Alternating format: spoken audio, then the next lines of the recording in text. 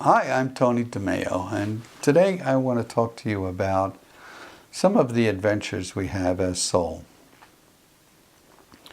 Now, one of the things we are always trying to discover is to become aware of ourselves as opposed to thinking about ourselves. And we begin to realize over time that there's a difference between awareness and consciousness. In consciousness, we're conscious of things around us that are solid, that make sense, that add up, and all of that.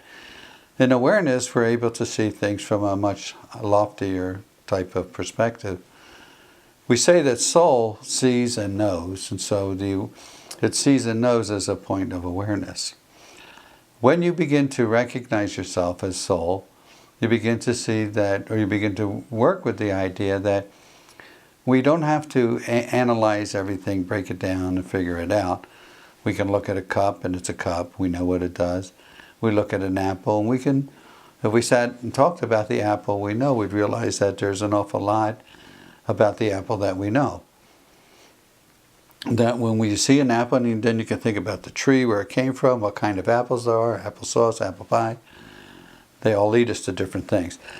The soul, what we want to do is learn to play around and recognize ourselves as soul and begin to learn to see and stand outside of ourselves. When soul came into creation, it is like a piece of the Creator, and it came out. And it's referred to often as this great ocean of life, and some call it the ocean of love and mercy.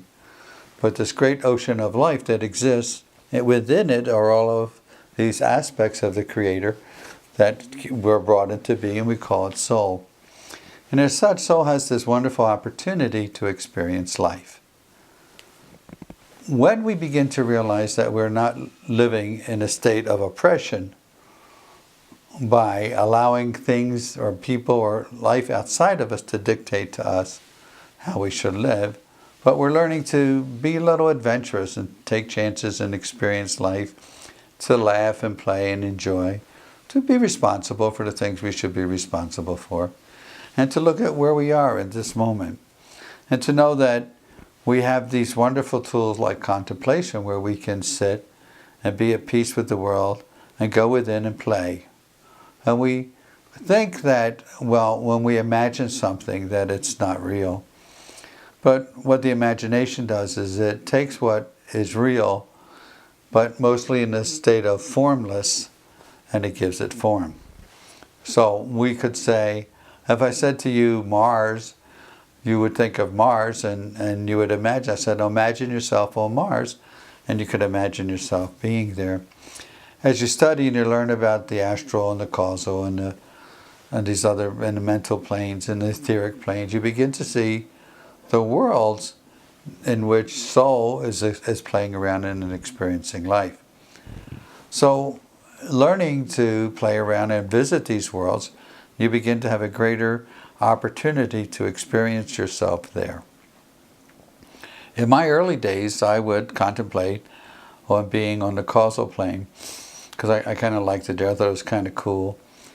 And I began to realize things that no one taught me. For instance, one of the things I learned was that there are many different kinds of life forms, more than I can count, that are all over the universes. All the many different ways that life forms exist. And I wondered, why did so many different kinds of life forms exist?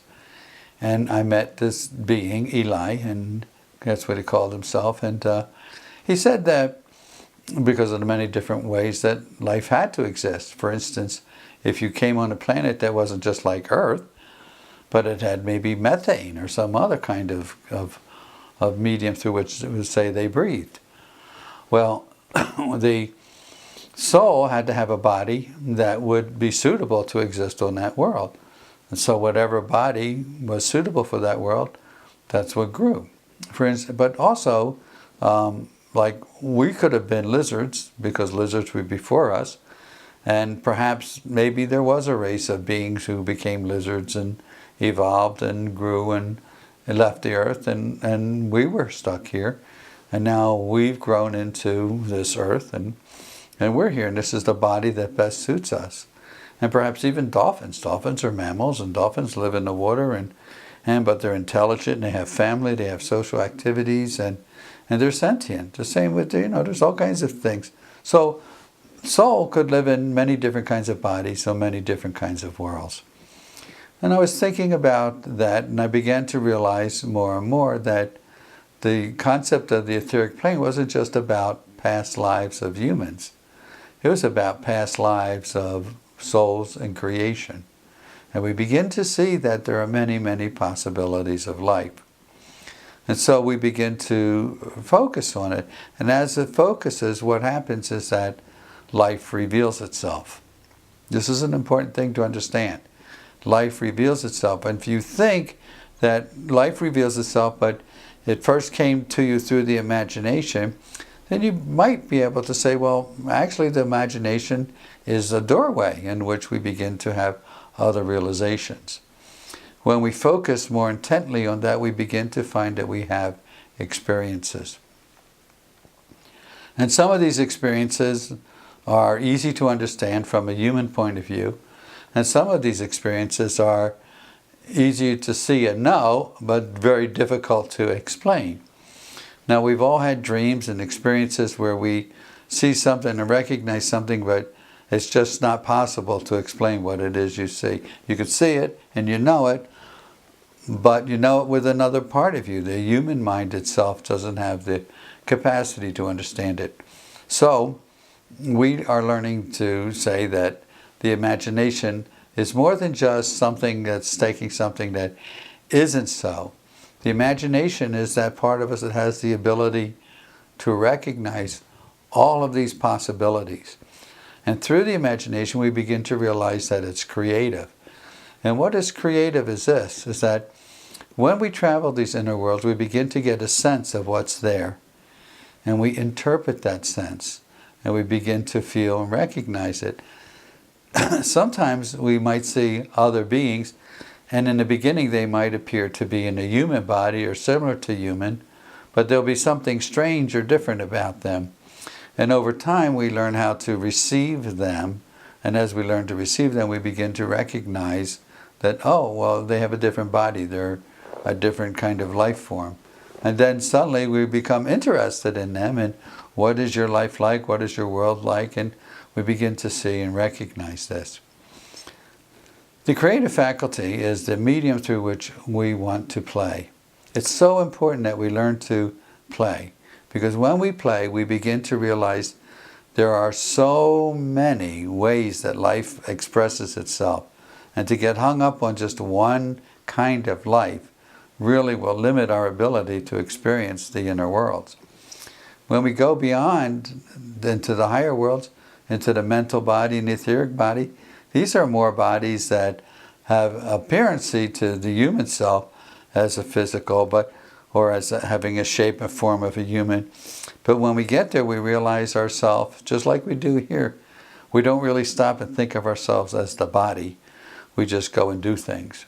Well, in the mental plane, we go and do things, and many of the things we have to do don't require a physicality or an appearance of a physicality. They just require the awareness, the intellect, and we intellectualize things. And in the etheric, it's all intuitive, and we begin to focus from a standpoint of intuitiveness. And intuitiveness is more like knowing. It's that part of us that is the closest to soul.